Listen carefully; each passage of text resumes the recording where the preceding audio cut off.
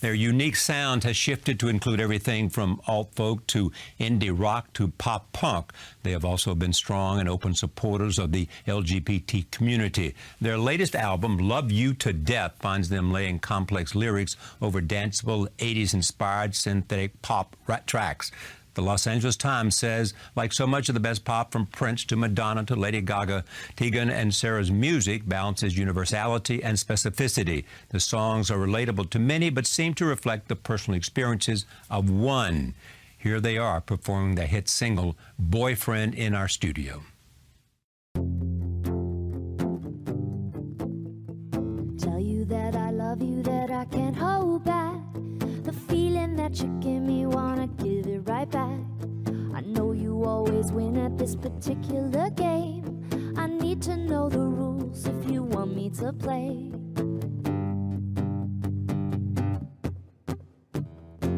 You treat me like your boyfriend and trust me like a very best friend. Kiss me like your boyfriend. You call me up like you would your best friend. You turn me on like you would your boyfriend. I don't wanna be your secret anymore. I'm trying to be honest, cause I can relax. When I get around you, I can hide the fact. I let you take advantage cause it felt so good. I blame myself for thinking we both understood.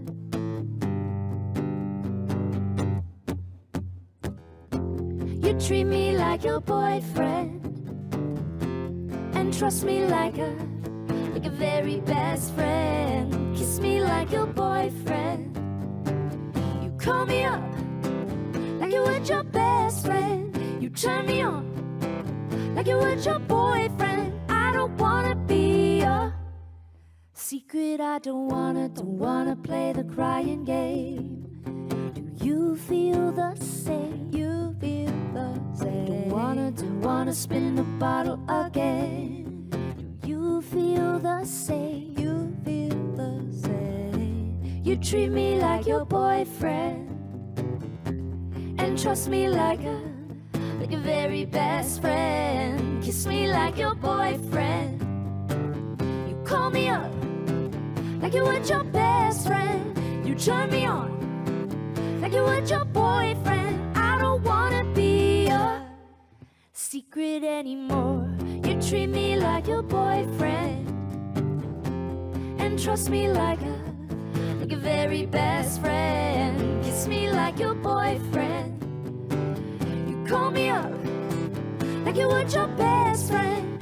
You turn me on like you would your boyfriend. I don't wanna be your secret anymore.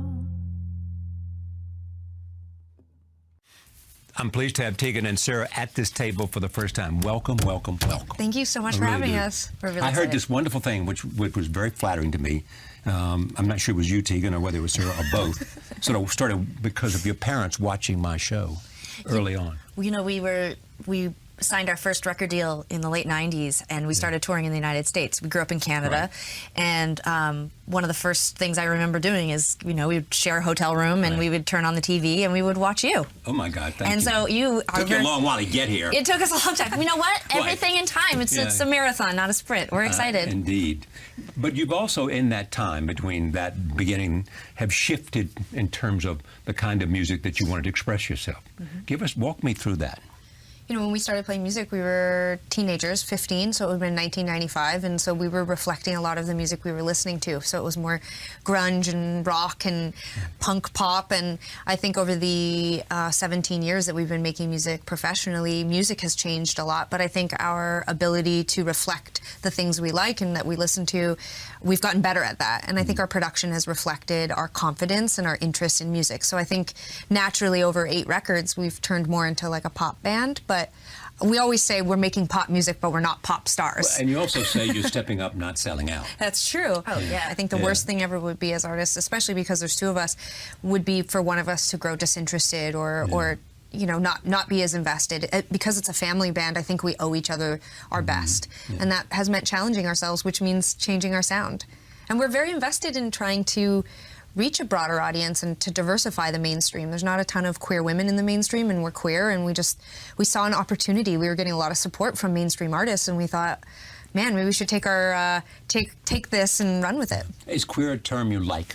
Yeah, we like queer better than Lesbian upsets us. Sarah says that lesbian makes her feel like we have like an affliction, whereas like queer feels like we're fun. Oh, creative. Yeah, totally. Creative, yeah. Do you know, the truth is, when I was in 10th grade and I did high school psychology class, there was like, you could take that class. And I remember really clearly being given these handouts about mental illness, and one of the ones that was crossed out, like this is my teacher's, not exactly wasn't the most professional, was homosexuality and lesbianism. You haven't heard this before? No. And I remember, I mean, like, this is, I'm in the early years of me understanding that I was definitely different. I knew that my sexuality was different, and I remember being humiliated by reading, because it was just it was just blacked out, like across, over the, don't worry, it used to be a disease, but we've changed our minds, and I remember being really affected by that. And those words, I think they stayed with me. And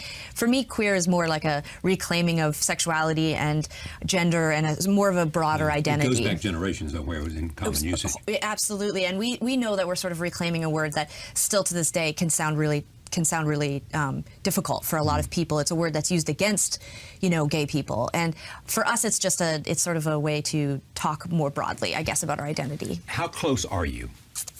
I mean, is every instinct the same? Is every sense of, exactly what she's thinking, vice versa? Well, I don't know if it's as precise as like I can hear Tegan's thoughts or something. I mean, I think developmentally, because we were having so many of the same things happen. Yeah. So it's both genetically and environmentally. Sure. We always say, I mean, we'd say this only in intelligent company, but we almost say sometimes our relationship's a bit like a marriage. When you've been married to someone for 35 years, you can read their thoughts. Well, I feel like sometimes Sara and I, music is kind of like our child. But do you like the same thing? I think that we have a general area that we both fit in, and I think we sit on either extremes. Yeah. Like I liked electronic music, so Sara liked really obscure electronic music. I liked pop music, and Sara liked a very specific kind of pop music. Are you competitive with each other? I think that we've come to terms with what we would have described, in our relationship. People wanted to define that as competition, which often made us feel like they were trying to divide us. Right. And so there was an instinct, especially when we were younger, to say, no, we're not competitive at all. We love each other. We are protecting one another. I think we push each other. Yeah. We do. And I know I do it with Tegan a lot. I think I'm one of the only people who can say to Tegan, like, sing it this way, or I don't like that word, or I think you can do better with those lyrics. Sara labors over lyrics. We had a big song called Back in Your Head that came out in 2008, and Sara said that she spent 80 hours re-recording it again and again and again, and like laboring over every word. And we had a song on our last record called Closer that did very well. It became a big pop single. I wrote it in 22 minutes. How did you write it in 22 minutes? Well, I'd sent her 3 songs that were mostly guitar, and I got 0 comments back. And then like a response a couple days later, it was like, yeah, it's good, keep writing. And I was like, ah. And so I like pulled out my keyboard, and I just, was like, whatever, C, F, G, and just started writing the hook and sent it to Sara, and she wrote me right back. I barely had it sent. This is good. She wrote back and was like, finish it. And you did in 22 minutes. Yeah, and I just was like, oh, okay, that means she likes it. It became a big hit, Closer. Yeah. So I feel like we balance each other. Do you write more than she does? Yeah. Yeah. Yeah, because she spends too much time. If I spent 80 hours on a song, I'd be like, that's it. It's my opus. Go ahead. Oh, no. I was just going to say, I enjoy the time, too. Yeah. I think Tegan wants to complete it. That gives her a lot of satisfaction. And for me, the satisfaction is actually in the process. Yeah. But you've had the good fortune to open for lots of good people. Oh, yes. Katy Perry. I mean, we started our career opening for Neil Young. I mean, that sort of set the tone. Hello. That was our speaking of songwriting, there you go. I mean, he's a genius. Formative 8 weeks. I mean, I would imagine it would be. It was our first tour. He's a good friend of mine and a good friend of this table, too. He's been a good friend to us in that we wouldn't have the career we did. When his manager, Elliot Roberts, flew up to see us play in Vancouver, he said, you've got 2 paths. You can sign with a major label, and there's a great possibility you'll put a record or 2 out. But if it doesn't happen for you, that might be it. And I'm going to tell you right now, you're great songwriters, but you need time to develop. And he also said, you're 20 years old. What do you know about love? You need to live and, and experience it. Someone once said that you should never write a great novel like War and Peace unless you have lived life and Exactly. understand something Or when about you're 20. history and relationships and sadness and tragedy and all of that. But that's what's great about being 20 is that you're so naive. You think you know. I was like, what do you mean? What do I know about love? But here we were in our 30s. I'm an expert. So we chose this path. We chose the path of signing with an indie and going out on tour with Neil Young and building our career and developing. And I mean, touring with Neil Young was, I mean, you can really look, like the way that we've built our touring organization and our management and really the infrastructure of our career. I mean, we did that all based on what we saw Neil Young doing. I mean, like, I think everything about the way that we perceived his tour and the dynamics between, you know, he had his family out on tour. I mean, everything about it really appealed to us. And we thought, like, oh, if we can build something, even a fraction of what he has, that's, you know, going to be, this is the way to do it. Now, who taught you have a relationship with your fans too? I mean, it seems to me that you go out of your way to connect. Definitely. Part of it's social media, but part of it is other things. yeah. You know what's funny is we grew up listening to Bruce Springsteen, and one of our favorite records was his live record, and he would tell the stories. And when we first started Tell the playing, stories and also make sure that by the time he leaves the stage, you know, if he's not flat on his back, he has done, everybody in that arena knows he's given up everything he has. Absolutely. And that was, when we started playing music, we had maybe 8 or 10 songs we had to fill 2 hours. You know, we'd be playing like coffee shops and bars, so we'd talk. I'd be like, tell a story. And there was this pressure on us to entertain. And, you know, in terms of the relationship to our audience, we understood very quickly that we had taken a slower path, and we had chosen the path of development, and that meant that we had to create a relationship with our audience, and that, you know, maybe our audience was small and there was only 50 people there that night, but the next time we came through town, we needed to ensure those 50 Dave people Matthews came. did the same thing. We were really influenced by that, and it seemed like something that also made us feel a bit less lonely. I guess, you know, we were out on the We road. were using the fans as... No, we really were. They were our peers, you know, where during those years where people go to college, or, you know, they're sort of like suddenly have this freedom from their parents, and they're surrounded by people like them, and we were alone. We were taking the Greyhound bus and playing shows late at night to, you know, strangers. So in a weird way, it was like our college years, and we were trying to connect to these people. We wanted them to be our friends. We wanted them to, you know, we wanted them to be part of our inner circle. And so it was quite genuine, that connection, you know. It really we was. liked them. It's And harder then now, as we developed and as we got older, and as openly queer women, our audience started to really change. A lot of women and a lot of LGBT people being reflected back to us in our audience, and we were just like, it was hearing these incredible stories about how we'd inspired them and made them feel better about who they were, and made them feel comfortable about coming out. And at that point, Sara and I became very protective of our audience. It became very much like, these people are very special in this community, and their connection to our music, we have to make sure we keep that very, very, very, very safe. And so we can't lose that connection. And so it's, you know, in every conversation about everything we do, our audience is like number one. And what percentage of your audience do you think comes from the LGBT community? Well, it's hard. I mean, Yeah, is it's it 20%? Maybe, It's hard to say now because it's too dark, I can't see them. Yeah, our eyesight was worse. You know, we can't really tell. It's changed. It's bigger too. Yeah, Bigger with radio, with radio play and with bigger TV stuff that we've had over the last, let's call it 5-10 years, we've seen the audience really diversify, which is great. We love seeing all different types of people, but Tegan's right. There's just something that we really cherish about the kids who came from that community. So we really pay a lot of attention to them. But when we're looking out night to night, we were just in London, and I just remember like looking out and thinking like, there's a lot of dudes in our audience. Dudes, yeah. A lot of guys. Some like, of those dudes are older white guys, men. yeah. Well, there's always a lot of those around, aren't there? There are a lot of men Tegan with and Sara beards for right now. everyone, even older white men. Yeah. Yeah. The bearded. There was a guy with a big beard standing center stage in London, and I just thought like, Hey, look at dude. that guy. Like, look at this big beard. Like, it's so funny because for a lot of years it was like, Tegan's right, it was like a lot of people who looked like us. It was girls and, you know. When they talk about pep talks during the songs, they're talking about the kind of thing you were talking about with Springsteen, what you learned from Springsteen. Yeah. Yeah. You know, have a conversation with your audience. Exactly. It's an opportunity. I mean, for us, it's an opportunity to share about our lives and help develop a relationship with the audience. But I think for the audience, it's an opportunity for them to get to know us a bit better.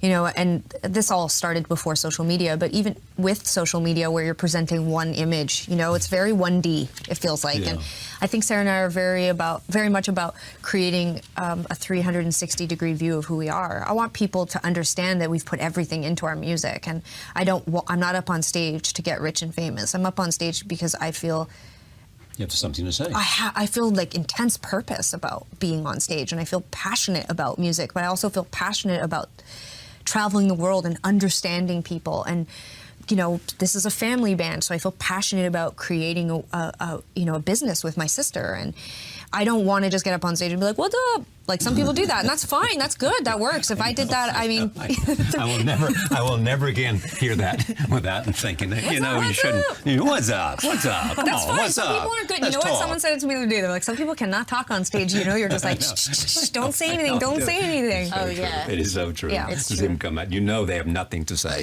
Yeah. if they say what's up.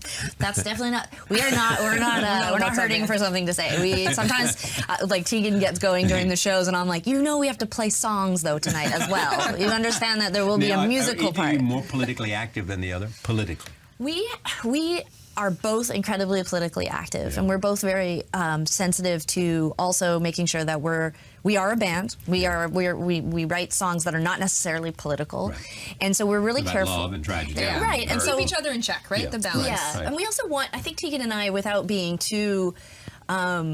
Judgmental. I don't want this to be taken as like this is how everyone should do it, but we also see it as we feel compelled to talk about the things that are important to us or what we see going on in the world, and it's more than just tweeting or about saying something. We really do. We belong to a community that's active. We try to help people. We try to raise awareness about certain things. That gives us a lot of purpose. It makes us feel really good, and I get that a lot of bands don't want to do that. So we try to keep it in balance, though. We know that we're We keep just each other a in band. check. We Yeah. keep each other in check. We're not politicians. We try not to be anyway. How many hits has Boyfriend received? You know what? Boyfriend is an interesting song. It's done very well for us. It's done very well for us on streaming. Like, Yeah, that's what I like mean. millions. Yeah. I mean, millions and millions of. Just entered the top 10 in Canada, which is very exciting. Very progressive. It just feels did? like. Yeah. Top 10. Yeah, Yeah. which feels very exciting. Yeah. On radio. On radio, yeah. I mean, streaming is so different because it's just like, it's hard to sometimes figure out, like, is that someone listening to the song 400 times or is that Yes. is that actually 11 million people? Like, it's so Somebody in the confusing. basement. Oh my just God, my learning. mother, probably my mom, just like Over and re-hitting it. over and over. She's got doing like the a numbers. pencil rigged up, so it just presses play on it over and over again. She's like helping us make Oh, money. I know. I've got it up. Hey, darlings, I've got it up too. We're just getting used to all of it like everyone else. I mean, streaming is like this is the first album where we're trying to figure out what it really means. Like, how many people are really listening to this thing based on streaming? We don't know. I suspect a lot. Well, a lot. It seems like a lot. Yeah. I mean, you It's do been have a well social received. media presence. Yeah. I mean, we we are do. really into social media. I mean, we sort of came up as social media was really blooming, and we loved it because, we couldn't get press, couldn't get TV, couldn't get radio. So for us, social media was our way of having, we literally made our own TV shows and we would put them out on the internet. And We were after your job. we were, really? we had Oh, my interview God. shows. I mean, we did. Watch out. Oh, really? We were Oh. always creating content for our Oh, no. audience. We were like, You cannot have my paper. You cannot no, have no, my no, paper. we don't want this. We're This going to wouldn't let fit you in the trailer. We had to use other things. But we wanted people to see us, and so the only way we knew how to do that was to make our own content. So we love social media. I mean, within reason. Sometimes it drives us crazy. Talk about these songs quickly. That girl. I wrote that song about being like, when you hit that moment where you're like, oh no, I'm that girl. Like, I felt like I was making myself out to be the victim all the time in relationships, but actually I'm the one that's always in control. And I realized that I had maybe mined other relationships for content, not thinking about those people's feelings in all of it. And I was having a moment where I felt like maybe a little bit like a bad guy. Yeah. Yep. Do you need to control your relationships? Well, my life is very complicated, and so I see. So I've had I felt see. That means yes. Yes, Yeah, I know. you know what? But I don't. Yes. But I don't feel that anymore. I needed to make Oh. room. I share everything You're not with controlling Sara. anymore? No, not Oh. anymore. Everything was Oh, about Miss, me. the needy one who needs so much attention. Oh, now she's trying to get people off, So, like, Faint of Heart. I wrote that one. My hope is that people hear that and hear the voice of somebody saying that no matter who you love and no matter what your relationship is, that you don't need to validate it for anybody else. Exactly right. Yeah. Boyfriend. Boyfriend is just a pop song about trying to get somebody to nail it down. I've been joking. It's my Beyonce put a ring on it. It's about you want someone to say like, yes, we are in an exclusive relationship. That's all that song's about. I see. Dying to Know. Then I we co-wrote wrote that. that, Yeah, you know. we that's actually one of our very You first co-wrote. true collaborations. Yep.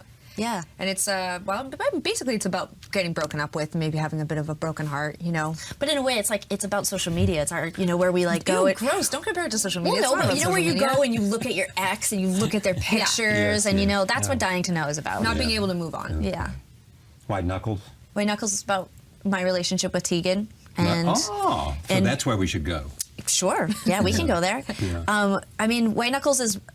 Truly, it's about the time when I was in my early 20s, and we were living in Vancouver, and I decided to move to Montreal, which was, I mean, I might as well have been moving to Iceland. Like, it seemed really, really far. Did you come in and announce that, or was this done at a particular moment? When No, I remember saying, like, sober? I was sober. I was very sober, and I had decided that I really wanted to move to Montreal, and I didn't want to break up the band, but I knew that if I didn't find some independence, if I didn't find my own life, my own stride, I wasn't going to be in the band. Did it work? It did. I was able, you know, it was at 20. very good for I mean, our at band. 23 See, I've years learned old. each of you to be a truth teller for me. We're totally, We are, yeah. We'll call each other out. This There's is like no lying This here. is like couples therapy, you know, where a couples Yes. therapist looks at your partner and says, "Is that true?" That's And- true. It was very but good for us. It was really good for us. I'm skipping a couple here. Hang on to the night. Hang on to the night is about anxiety. It's about worrying about the world. It's my midlife crisis song. This, you had a crisis? I feel like I always am having You were crisis. 30 what, 7? 35. 35. Jeez. Is the lighting in here? You're aging me by 2 years? I'm 35, Sarah's 32. Oh my God. It was a long 2 years for my mom. This has just been released on June 3rd. Yeah. It's brand new. No. But you know, in our brand day, new and brilliant. Our day, Nick, Brand new and brilliant? That's very sweet. Well, we think it's pretty good. Do you? Yeah, we're Best thing confident. you've done. It's our 8th record, so we feel like we've got a lot of things figured out. We feel like we're writing great songs. We will say that it's the most critically positive reviewed record of our career. And we've had some really It's bad almost reviews. overwhelming. Sarah Have you keeps had bad reviews? Horrible. in the past. Terrible But things. Sarah keeps saying to me something bad must be coming because Oh, yeah. everything's been so positive. It's been insane. Look where it got you. Got you I'm on this scared. show. I know it did. It got us on this show. Yeah. Finally. Oh, my God. No. It's huge. Thank you. Thank you very much. An honor, absolute pleasure pleasure. to see you. Yeah. Yes, thank you so much. Much success with this. Thank you. Love you to death. Thank you for joining us. See you next time. For more about this program and early episodes, visit us online at pbs.org and charlierose.com. Can't deny I'm begging for attention. Dropping in, hoping for some tension. Getting tired of making all this racket. Waiting on you to get your ass in gear. I didn't wanna be so invested. I played it cool and then I overdressed it. You were there, I was tired of this nonsense where you pretend you don't get me, feel me, want me, like me, love me, need me. Tonight, you fuel for my fire. You can't stop desire. Oh, oh, oh, oh, stop desire. Oh, oh, oh, I've tried, but you're fuel to my fire. You can't stop desire. Oh, oh, oh, oh, stop desire. Oh, oh, oh, oh. In a minute I'll be hoping that you're outside. Another second you'll be walking on my wild side. You know I'm ready for anything to happen. Take this passion, turn it into action. Get me, feel me, want me, like me, love me, need me. Tonight, you feel for my fire. You can't stop desire. Oh, oh, oh, oh, stop desire. Oh, oh, oh, I've tried, but you're fuel to my fire. You can't stop desire. Oh, oh, oh, oh, stop desire. Oh, oh, oh, oh, right where I want you, back against the wall. Trust when I promise, never let you fall. You're right where I want you, back against the wall. You can trust me, I'll never let you fall. Tonight, you feel for my fire. You can't stop desire. Oh, oh, oh, oh, stop desire. Oh, oh, oh, I've tried, but you're fuel to my fire.